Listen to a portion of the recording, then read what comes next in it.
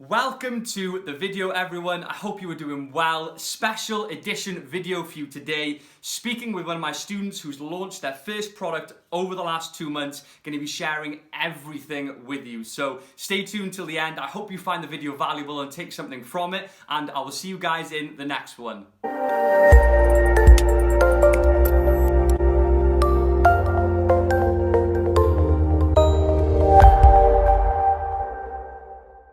Welcome to the video, guys. Special edition video today. I've got one of my students finally. She's a little bit camera shy. I'm a little bit camera shy, but we're just going to have a chat and share her experiences with you, right? She started selling on Amazon a few months ago. I've been working closely with her, and it'd be nice to ask her a few questions. So I've prepared some questions to ask her for you all, and hopefully she'll be able to give you some valuable insight into some of her methods and processes she's used, and in the aim to ultimately help you with your Amazon FBA journey. So without further ado, this is Hannah. Is that the right way to pronounce it now? Have I messed it up already? Yeah. Hannah, okay, Hannah, and she joined the course in February and went on to launch her first product was it 2 months ago, 2 or 3 months ago? 3 months ago. Okay, and we're not going to tell people how it's been doing. I nearly said how well it's been doing. We're not going to tell people that yet. We're going to wait until the end, right? And they can wait for it. So yeah, I want to just run through a few questions and see how she's been getting on, and see if we can give you some valuable tips, right? Because everyone's on their own unique journey. You're certainly on yours. I'm on mine, and it'd be nice to, just to get some insight into how you found it, the different stages, because I know that certain parts you found more difficult than others. So let's jump straight in. So how long have you been selling exactly? About 3 months now. Yeah. Okay, so you launched about February, and so what motivated you? Because that's a big thing. Something for me as well. Like and I'm not going to talk too much because I know in these interviews I end up blabbing, right? So I'm not going to blab. But one thing that got me motivated was seeing a friend who was selling. What gave you that push to go for it? Because that's what a lot of people struggle with. Right. So I was working a sales job, which I hated. 12-hour shifts, working weekends. I had no social life. And I quit. I didn't really have much of a plan. I was like, I can't do this. I had a bit of savings, and initially I was like, I just want to travel the world. I just want to be free, and I live the nomad and lifestyle. Digital nomad lifestyle, yeah. That's the dream. But then it hit me. I was like, well, I've got this much, and it's going to last me this much. And once I'm done, I have to come back, and then what? I'd work another job. So I was thinking, well, how can I make this money stretch? I started doing research about how to make a passive income, and then I stumbled across Amazon, and then I stumbled across your YouTube videos, and it was a lot more relatable because you sell in the UK, and you're kind of giving very realistic predictions about what I can expect. Yeah. I think anyone that says you can make 100,000 in a week is a bit like, really? Yeah, not realistic. But you kind of broke it down, yeah. And I think that phone conversation I had with you initially was like nail in the coffin. What have I got to lose? You know? That's what push you to do it, because it is difficult, right? It's like I give credit to people who manage to take the plunge, because when you first start this, if you haven't got any experience and don't know anyone who's selling on Amazon, it purely is just people online. It is people online. And I speak to people and they're like, are you even real? Is this even a real thing? So credit to you for taking the plunge and going for it. And obviously it's paid dividends now. So with your product, right, a lot of people find the product one of the hardest parts. How did you and where did you source your product? So I think, like most people, Alibaba. Yeah. I did go back and forth. There were 4 or 5 different products. So I was like, okay, I'm going to go for it. And then I was like, actually, I spoke to you about it, and you kind of, The product selection, did you find product selection difficult? Because I know it's not, that's probably, I find that the most difficult part. It is quite time consuming, isn't it? How did you find it? By far took a lot longer. I was researching before I started your course, before I found something that I was very confident with. Yeah, and the thing is, it's going to be different for everyone. I have some students who just launch and they find a product, in a few weeks. Others who do take a few months. Others who take longer. It's just down. I suppose it's a stroke of luck. It is a stroke of luck, and it's mainly about how much time you manage to put in. A lot of people are working full-time jobs, so it's not easy to find the time for product research. I think clear thing, as you probably agree, is don't be too scatty with it, because that's one thing that I find that really hinders people's results is just diving in and out of niches, looking everywhere rather than staying quite focused. Yeah. Yeah, exactly. That's what you did, and it does delay things. So yeah, okay. Alibaba. That's generally, there are a few other websites, AliExpress, etc., but Alibaba typically is where you get them from. So most challenging aspects then. So thus far, I know it's fairly early on in your journey. You've only launched one product, but there's a few things. Obviously, with FBA, it's never going to be super smooth, right? I still have I have issues. But tell us, right? Tell everyone who's watching who are possibly worrying about product selection or the shipping process or worrying how they're going to launch their product. What have you found most difficult, and how did you overcome it? So I think initially it was the communication with the supplier. Like, we went back and forth with the samples 3 or 4 times before I was happy with it, There was a problem with shipping. Like, with sea shipping, there's always going to be, it takes a lot longer. Yeah. How long, in your experience, was it? So what should have taken 8 weeks took it took like 12 weeks. Yeah, a lot of frustration. That's the thing, especially with that.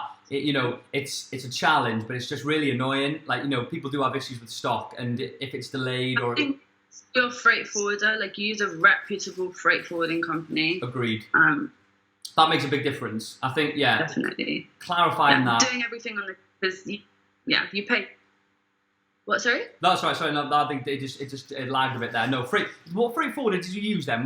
Did the supplier suggest it, or was it something that you found yourself?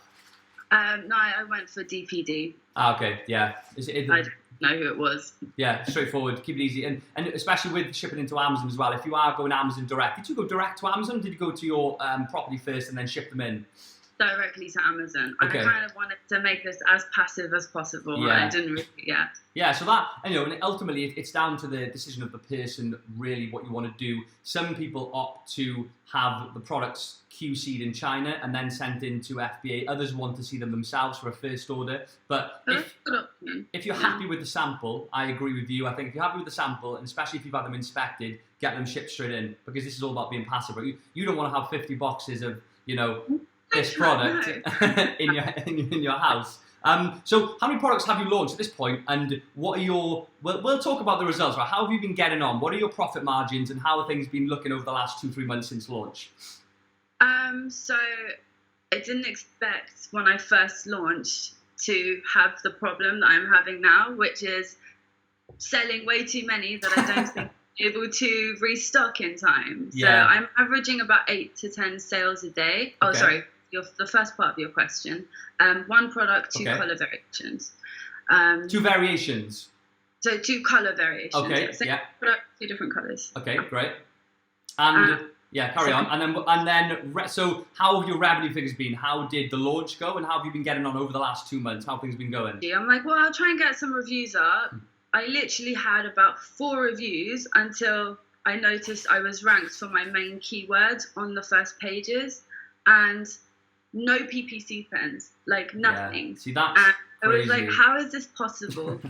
But I think it was having a really optimized listing. Yeah. Like, that's something I did not want to come onto Amazon looking like an amateur. So I made sure my photography, like, I found a photographer twice to make sure it was, exactly what I wanted. I got my listing written by outsourced. And And what's your revenue been? So have you got your app with you? Do you want to give us a... I do. The trusty app. You notice this finger is huge. I constantly refreshing that app. It's terrible, especially when you begin. I can see an indent in your finger there from where you've been doing it. refresh. I'm obsessed with it. Okay, so I don't know if this is focusing. Go over to the other side, or the other way. That's the one, yeah.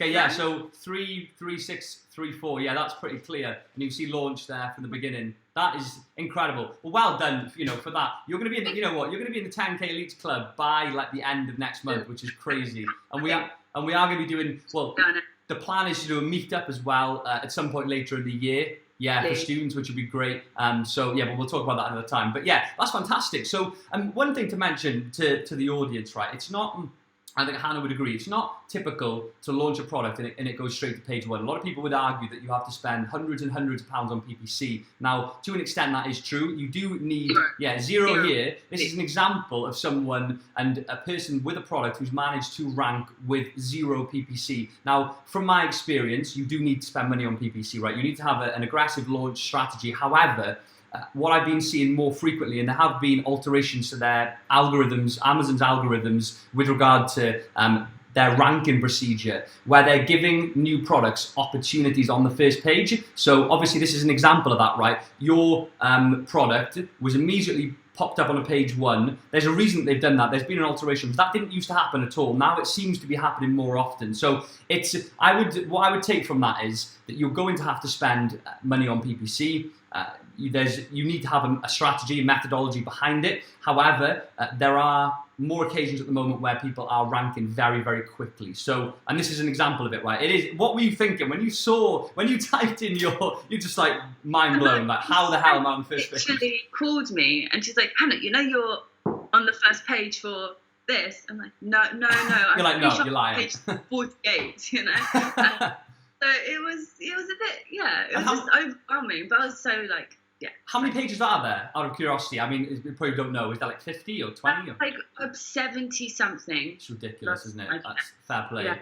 And that's obviously why the results are coming. Being on page 1 is vital. Page 1 or page 2. The statistics show that only 30% of people move over to page 2, right? If you were searching for something on Google, I don't know, let's say you were looking for the weather in where you were living, would you ever go on to page 2? Probably not. I don't really go past the first 4. But okay, fantastic. So things are going extremely well at the moment. Now it's all going to be about maintenance work, and I like to encourage students to focus on this a lot. Easy to get carried away, neglect the first product and start launching lots of others, but stay focused. Still obviously look to expand, but stay super focused on that listing. It's going to grow. If you're doing nearly 4K a month at this point, this soon, I would anticipate that to be climbing over the next few months. So fantastic. Okay, so what, if you launch a second product, and I know that you're going to, we'll talk about that in a minute, what would your advice be for beginners? So whilst I know everyone's on a budget, I really believe the one-off costs, such as photography or logo design, packaging design, they're annoying costs and they can be quite expensive, but I think you get what you pay for, right? Mm-hmm. If you're paying £5 for someone to design a logo, they're not going to put the same effort as if you pay £40 or £50, Absolutely. They'll really try and understand your brand identity. They're more creative. They'll give you more options. So I think that's definitely, Yeah, that's a strong piece of advice. Yeah. Photography, definitely, that's something I would analyze your competition, kind of get ideas from different, different listings and kind of put together something to send to your photographer. This is what I want on page 1, 2, 3. And if they've got any ideas, I'm open. Yeah. Photography, don't make sure that's on point. And I think that is solid advice. Cutting corners in this game, right? I strongly advise when people try. You can take photos with your iPhone, but it's just an absolute no-no. Imagine what your product would look like if you'd taken it with an iPhone. It wouldn't be performing. There's no way it would be selling. So yeah, I fully agree with that. So outsource when you can. Photography being top of the list, and also give the photographer / freelancer on Fiverr examples of what you're looking for, because I've noticed that as well. If you just explain to them via text what you want, you don't necessarily get a tailored and specific result that you're looking for. It tends to just be generic, and they'll send you anything. Whereas if you give them an example for them to use as an example, as a benchmark, then you're going to get a better result. So fantastic. That's good. That's good advice. So review methods within terms of service. Have you got any? What have you got in place to get reviews? Okay, so I did automatically. I used Feedback Genius. Yeah. It hasn't given me as many reviews as I thought it would. I've got literally 2 reviews, which I think is pretty standard for the amount of time. Initially, friends of friends, and friends of friends. Friends of friends. Friends of friends, yeah. That's the safest bet. I wouldn't have 10 reviews in a week, especially for a new product. I think Amazon will get suspicious. So maybe 3 for a week. Yeah, 3 or 4 a week. And you're up to what, 13? 13 now. 13 reviews. Okay, so you're in double digits. Typically, if you can get to 15 to 20 reviews, it has a positive impact on sales velocity. So if you're in single digits, you've got to just work your hardest to get up to double digits. So you're there already, which is good. Okay, so feedback genius. So follow-up email sequences have only got you a few. That is typical. They've only usually got 2% return rate on. So if you send 100 emails, 2 people will leave a review, and that's if it's a good follow-up sequence. The highest I've seen is 5%. So I suppose out of how many orders you've had, I suppose that fits in about right. So what about your plans then over the next 12 months? What are you looking to do over the next 12 months? Are you going to quit? Are you going to end the product and go back to work, or what your Oh, never. projections? The answer to that. No. My plans are, so I've really got momentum. Like, I'm so excited to see it work. So my goal for this time next year is have 5 products up and running. Yeah. I kind of created a brand already. Like, my second product launch is kind of ties in with the first product. So hoping 5 products. Okay, so you're staying within the same category, niche, the same theme and brand? Tends to now, and there's still like a lot of products with potential of competition, and then doing cross promotion. So if you buy this product, you get this product at a 10% discount or something. Okay. And I mean, what would your advice be with regard to sticking within the same niche? Would you suggest people to try and build a brand around a few similar products, or go elsewhere straight away? Yeah, if you can. I agree with that. Obviously you're going to go where your research takes you, but ultimately if you can build a brand of similar products that are in line with your ethos and your brand name, it just works better, and it enables you to broaden your portfolio of products within one specific niche. So that's good. Okay, so all the people who say, right, and there's a lot of people who say that this is impossible for a normal person, like, you're not going to be able to do it, right? I didn't have any online experience when I started. I'm not a genius. You've just got to work hard at it. But yourself, did you have any? Firstly, did you have any experience selling online beforehand? Are you a computer whiz? And do you believe that you need to be? No, and no. The only thing I sold online was like a second-hand handbag on eBay when I was a student. That counts. So you're I'm definitely not a computer whiz. That was probably and the Amazon is very straightforward, especially in your course. You break things down like step by step in modules, and if I forget something, I can easily go back to it, and it just really clarifies everything. It does make a difference. I mean, ultimately, everyone's going to have their own decision. Some people choose to try and upskill themselves online, and that's completely cool. That is one way of doing it. I am obviously an advocate for training, self-development. Any investment in yourself is a good investment, especially with, and this is what I try to explain to people. When you look into the future, when you fast forward 6 months and you can envisage where the business will be like yourself, now doing 4K a month almost, an investment into training and upskilling yourself properly and doing it correctly from someone who's proven to do it themselves is just an obvious choice. But everyone's got their own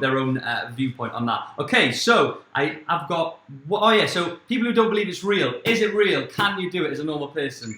Real? Yes, you can. I just think it's so easy to think it's not real because of some of the huge claims out there. I'm not saying it's not real for those people, but I think having realistic expectations, if you make an extra 500, an extra 1,000 a month, that is very doable with one product. Yeah, and your margin, what is 30%? 30%. So it's money. So on that 4,000, let's see what my maths is like now. So on that 4,300, it's about 1,002. Well, no, it's about 1,002 profit.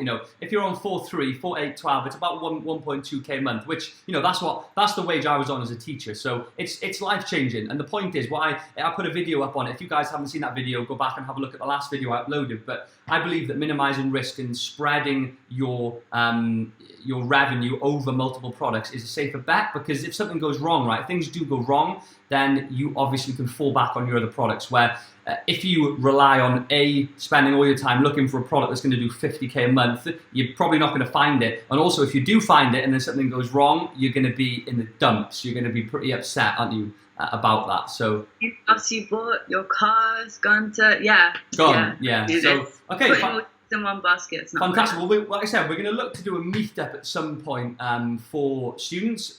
either everyone or people who are in the 10K Elites Club to award them with the official plaque.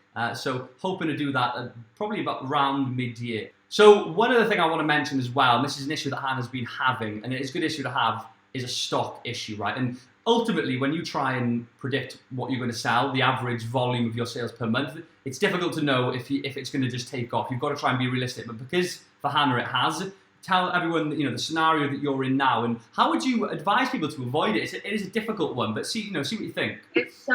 It's really hard to tell, especially as a new seller, how well it's going to do, when you're going to need to restock. I think after having about 6 reviews, my sales from averaging 3 to 4 a day, literally like 10, 15, and I was like, oh my god, like am I going to run out of stock?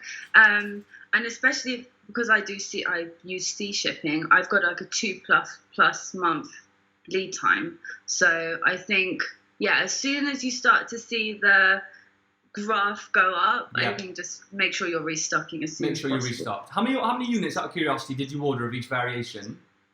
500 of each unit. Wow, okay. So, you made a wise decision there, firstly, to go for a high order amount. Like, there's no way I'm not going to make this work. The formula works, everything, this product is good, my listing is great. Yeah, so I knew as soon as I saw your listing it was going to do well, and that's one of the things that that's why we're back to the point of cutting corners, right? Just don't do it. And that advice, try to be realistic about what you're going to sell. You're never going to be able to anticipate it going really, really, really well. If Hannah had ordered 1,000 units of each, probably would have been the right decision now in hindsight, but at the time you could never have known that. So I suppose look at your monthly sales. On average for the niche that you're selling and on the first page, gauge from that, maybe 70% of those sales of the volume. For example, if it was 100 sales a month, you'd be doing 70, and then from that work out your lead time, so how long it takes to get the product ordered, and then you can calculate when you're going to need to restock. So how have you funded this next order? So you've got 250 units left. You're likely to go out of stock in about a month. You're just going to catch it almost. We're going to be within a week of going out of stock until your new units come in. How many have you ordered, and how did you fund the second order? So the second order I funded through the money I've made from the first order, so I haven't had to use any extra cash, any extra savings. That's good. And I've managed, so the next order is 1,200. Okay, so you're going 600, 600. Exactly, 700, 6. One variation's doing a little better. Again, you can't predict what's going to be more popular with customers, but okay, that's good. So you've and again, I think having a variation, it gives you an opportunity, right, to see which one's going to do better. I had that. I had a black and a brown variation of what I sold, and right at the beginning, and one sold much better than the other, and that was the one that I reordered at a higher quantity. So we will finish the interview now. I hope you guys enjoyed. Took a lot of useful information from what Hannah was kind enough to pass on to you all. We will be hearing from you soon, hopefully. We're gonna have an update when you reach the 10K, and it's when you're on product 2 and even product 5. Right, I'm looking forward to in 12 months when students have got another 12 months of sales history and 4, 5, 6 products launched, to be able to speak to people and see how you're getting on in 12 months time. So we're definitely gonna catch up then. So I'm hearing from other students as well. Yeah, I know. Well, people are camera shy. Honestly, if I could interview everyone, I would. But people are camera shy. Well, you were great. Thank you very much for coming on the channel and sharing all the information that you provided there. It's going to be really useful for people. So, hope you enjoyed, guys, and we'll see you in the next one.